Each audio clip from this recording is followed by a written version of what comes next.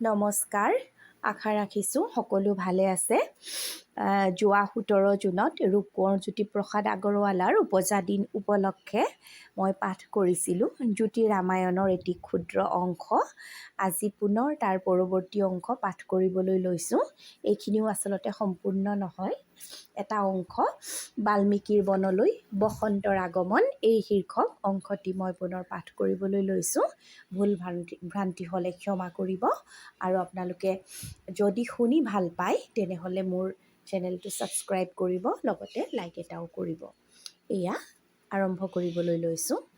বাল্মীকিৰ বনলৈ বসন্তৰ আগমন।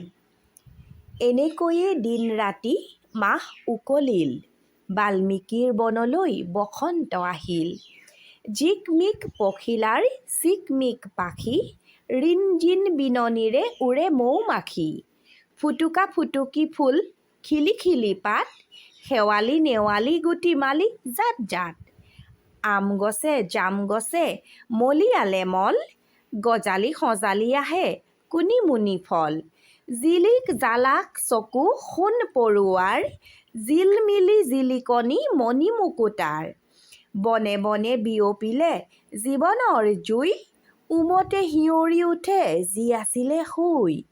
উৰ্বশীৰ হাঁহি আহি পৰে ফুলে ফুলে, তিলোত্তমাই নাচে মুকুলে মুকুলে।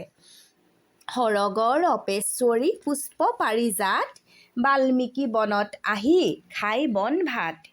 বিবিধ চৰায়ে গালে মিঠা বনগীত, বনৰ প্ৰাণীয়ে কত নাচে বিহুটিত। বসন্ত যে অকমান যেন কুঁহিপাত, কুমলীয়া ফুলকলি নাই ফুটা মাত।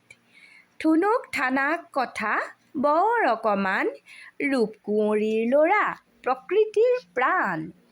তা কোমলাবলৈ চিত্ৰলেখা সখী, বৰণৰে গছে পাতে দিয়ে লেখি লেখি। বাল্মীকি বনত পাতে বৰণৰ মেলা, ৰূপ ৰং পখিলাৰ লুকা ভাকু খেলা। ফুলেৰে পিন্ধিলে জোন বিৰি খাৰুমণি, বসন্তক নিচুকাই নাচে বনৰাণী। ইন্দ্ৰধনু বাটেই আহি শ্ৰীৰূপ কোঁৱৰ, বসন্তৰ লিখি দিলে ভাগ্য কপালৰ। নবীনৰ ৰজাপাতি কৰিলো অমৰ, মৃত্যুজয়ী হবি তই বিশ্বজগতৰ। প্ৰলয়ৰ জলজিনি নৱজীৱনৰ, পাতিবি ৰূপৰ খেলা নিতে নতুনৰ। মৰণৰ মাজে মাজে বিজয়ৰ ৰথ, ডকাই উজলাবি অনন্তৰ পথ। চিন্ময় সন্তান তই মোৰ সাধনাৰ, ভুৱনে ভুৱনে তোৰ জয় জয়কাৰ। সোণৰ ৰূপৰ কাঠি কোঁৱৰে বোলালে, মন্ত্ৰপুত বিনে পূৰ্ণ প্ৰাণ সঞ্চাৰিলে। বনকুঁৱৰীৰ ৰূপ পূৰ্ণিমা মিলিল, হীৰামণি মৰকত ফুলনি ফুলিল। সেন্দুৰৰে ফাকু খেলি সুৰুজে এদিন, বননিৰ দূৰণিত বজালেহি বীণ। আকুল বিকুল সেইদিনা বনখনি, বাল্মীকিৰ অন্তৰত তাৰ প্ৰতিধ্বনি। সেই পুণ্য সময়ত তমসা পাৰলে, গ'ল মুনি লাহে লাহে স্নান কৰিবলে। স্নান দান কৰি বেলি কৰিলে বন্দন, কপালত লিখি ল'লে শুকুলা চন্দন। সুন্দৰ সকলো দেখে দেখিলে সুন্দৰ, চাকৈ চকু আহালে গীত মনোহৰ। গাই গাই ধেমালিতে হালিছে জালিছে, ঠোঁটত লগাই ঠোঁট মৰম কৰিছে। মৰমা মৰমী দেখি সিহঁত হালৰ, মুনিৰ মনত উঠে ঢৌ আনন্দৰ।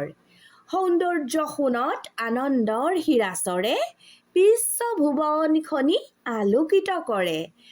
সুগৰ মুনিয়ে চাই নাচোনৰ পাক, এনেতে এডাল কাণে বিন্ধিলে তাক।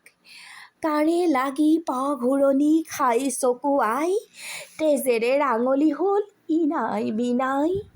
সেই কাণে বাল্মীকিৰো বিন্ধিলে হৃদয়, বুকু ফাটি ধাৰে ধাৰে কৰোণতা বয়। ইননি বিননি শুনি বাল্মীকি বিতত, এনেতে চিকাৰী আহি ওলালে আগত।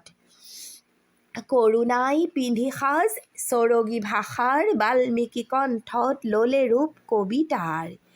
যি ৰূপেৰে কবিতাই আহি দিলে থিত, সেই ৰূপ শ্লোক নামে ৰ'ল পৃথিৱীত।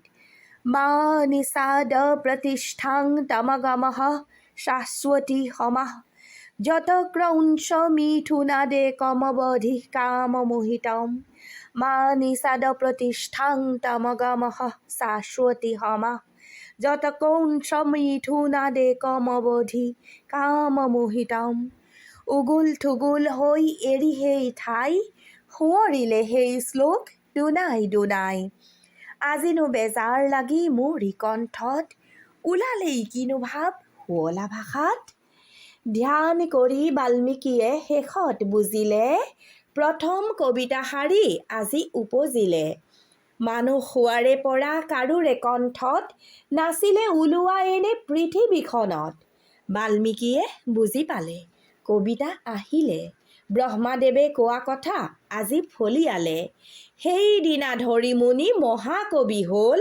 কবিতাই ঠিত লৈ কণ্ঠত ৰ'ল দিব্য শংখ বেণুবীণা মুৰুলী মৃদং লীলায়িত কটচণ্ড নৱ নৱ ভংগ ঝনকে জুনুকা বাজে বাজে খোল তাল থমকে থমকে নাচে কবিতায়ো ভাল ৰুণ ঝুন ৰুণক ঝুনুক ঝিনিক ঝানাক ঝিন ঝুনুক ঝুনুক ঝুনঝিৰি ৰুণঝিৰি ৰিন ৰিন ৰিন ৰুণুক ৰুণুক ঝিন ঝিঝিন ঝিঝিন ৰুণু ৰুণু জুনু জুনু ৰি ৰি ঝং ধেনিদা ধেনিতা খিতা বাজিলে মৃদং কবিতাৰ নাচোনত উখল মাখল বাল্মীকি মনৰ চিন্তা সাগৰৰ জল কিনো দিব্য গান গাই দিয়ে কিনো বাণী কিহৰ বাতৰি কবিতাই দিলে আনি নানা ভাবি চিন্তি গণি পঢ়ি পম ধৰি নানা তৰ্ক বিতৰ্কৰে নানা অংক কৰি বিশ্ব জগতখন চালে ফালি চিৰি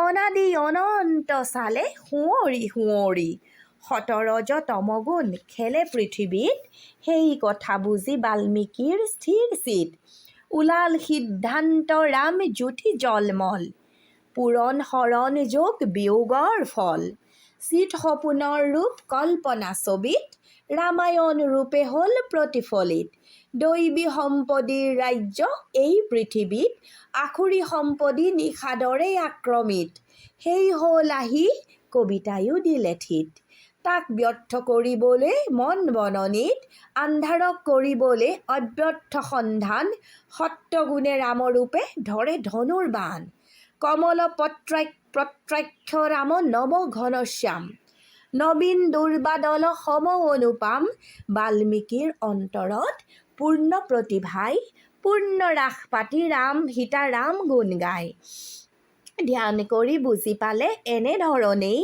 ৰামৰ বৃত্তান্তখিনি লেখিব তেনেই শ্লোকৰ মুকুতাৱলী শিলে অগণন ৰচিলে জগত মহাকাব্য ৰামায়ণ আদিকবি বাল্মীকিক প্ৰণতি জনাই তাকে পুনৰাই লিখোঁ তোমালে শুনাই জয়শ্ৰী জ্ঞানশ্ৰী সত্যশ্ৰী আৰু চিন্ময় বিশ্বেন্দু সুন্দৰ পুত্ৰ কন্যা সোণাময় সিহঁতলে লিখোঁ মই ৰামায়ণ গান লগতে তুমিও ভাগ পালা অকণমান ভালকৈ শুনি তুমি মন দি পঢ়িবা পুৰণিকলীয়া কথা সকলো জানিবা ঠায়ে ঠায়ে লিখি গ'লোঁ কথা টান টান আওৰাই থবা মোৰ শুন অকণমান বয়স বাঢ়িলে তুমি আপুনি বুজিবা সেই কথা শুনি গাঁঠি জীৱন গঢ়িবা সৰুতেই যি চানেকি অন্তৰত ল'বা সাধনা কৰিলে বয়সত তাক পাবা ৰামৰ কাহিনী শুনি শুনি অকণমান